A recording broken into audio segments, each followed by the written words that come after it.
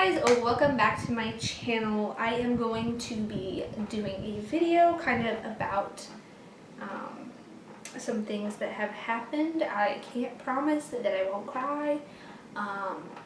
It's not like as hard for me to talk about as it was when it originally happened, but as you know, if you watched our birth story, Charlie was born with the cord wrapped around his neck.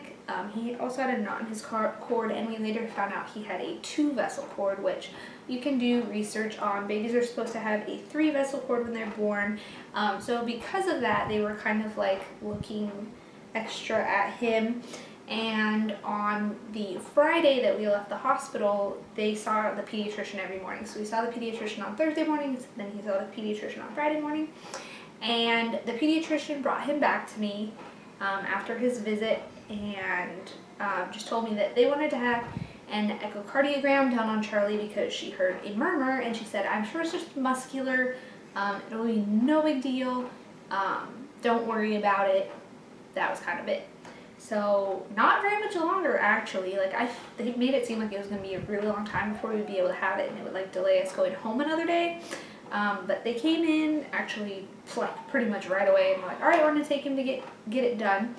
And they came and took him, and my husband went with him, and we didn't even think anything of it. Like, you don't think anything's going to be wrong with your baby. So a little bit later, a group of people came into our room, and it was a cardiologist and then another lady, and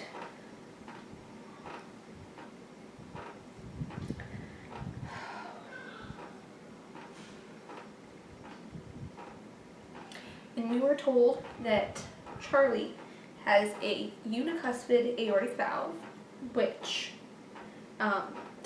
in itself is literally 1 in a million.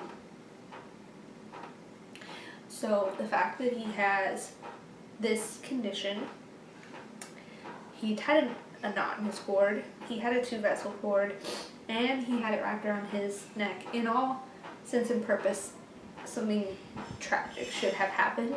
So when you get news like this, it's like I just had a baby, it's very like humbling. You look at life completely differently. So they went on to explain to us, and I'll explain to you as much as I understand at him being almost 3 months old. A normal aortic valve has 3 flaps. Charlie only has 1 flap. So instead of his aorta being like this big, it's like this big, and he has 2 of his flaps are fused together.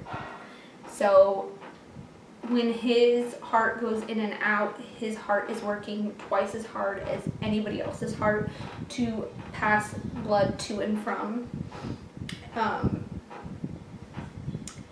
He,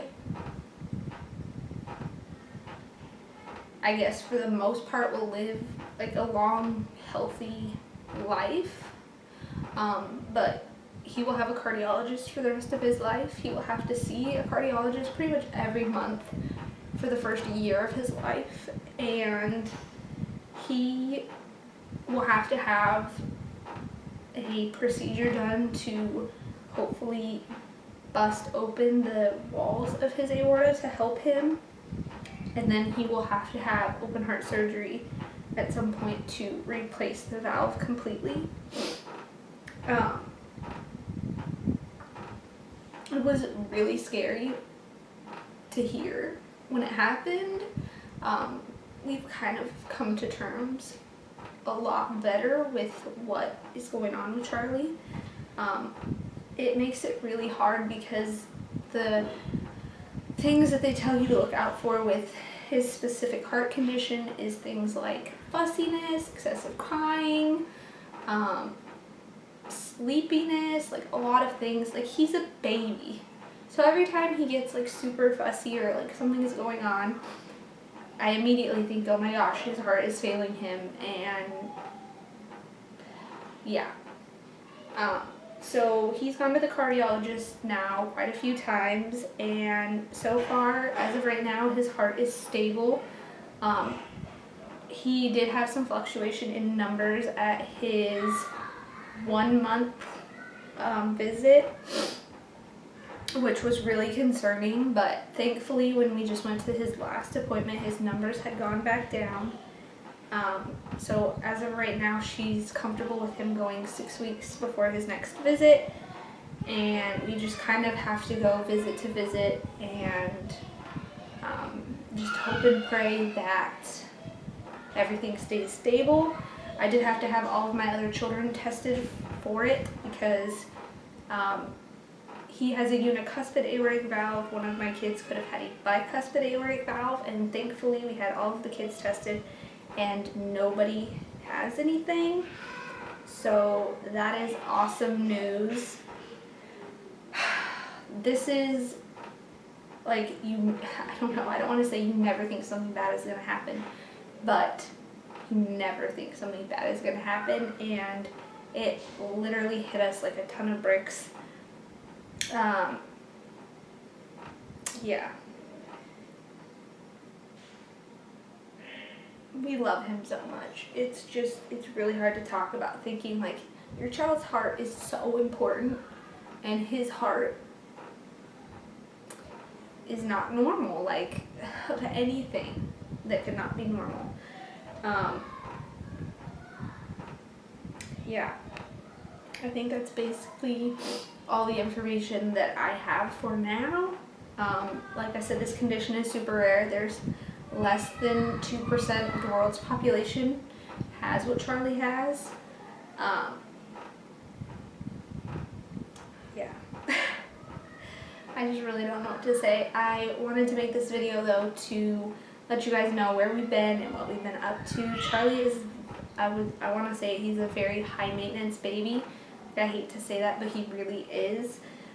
He doesn't sleep very much at all. He cries a lot. He's very fussy, and a lot of that has to do with breastfeeding is the hardest cardiological, I know that's not a real word, but that's what I'm going to use, thing that a baby can do, and so he burns a lot of calories breastfeeding, and it's really, really hard for him, so he doesn't really sleep a lot, and I don't really sleep a lot, and I have 3 other children, and I don't really get a lot of stuff done.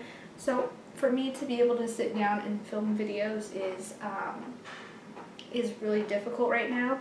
I hope that you guys will stick with me. I'm going to try to get better at it, but like I said, Charlie comes first, and at this point, anything could happen, and we just have to be prepared for it. I wasn't emotionally prepared for it, like when his numbers went up, because we were told that he probably wouldn't need anything until he was about 10, which made me feel a lot better, like that we won't really have to worry about anything. And then his numbers went up, and it could mean that his heart is very unstable, and it could continue to fluctuate a lot, which is not necessarily good.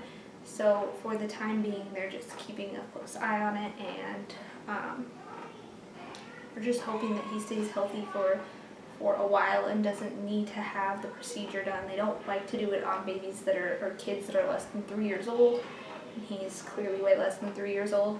So for now, that's all the information that I have about Charlie's condition. I hope that you guys will continue to stick around and like and subscribe, and we will see you guys in our next video. I'm sorry that this video is kind of all over the place, but I wanted to get as much of it out there as I can, and we will see you guys soon. Bye guys!